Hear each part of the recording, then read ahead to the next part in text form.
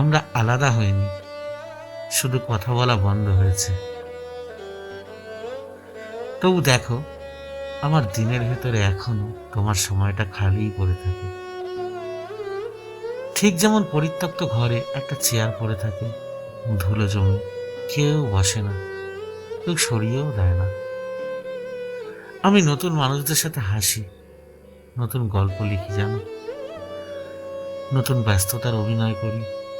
কিন্তু রাতে ঘুমাতে গেলে মনের ভিতরে ঠিকই একটা পুরনো দরজা খোলে, যেটা চাবি তোমার কাছেই ছিল, এখনো আছে। আমরা ঝগড়া করে শেষ হইনি, কেউ কাউকে দোষও দেয়নি, কেউ কাউকে বিদায়ও বলিনি। তবু এমনভাবে হারিয়ে গেছি যেন একদিন কথা বলতে বলতে হঠাৎ দুজনেই ভুলে গেছি শেষ কথাটা কে বলবো।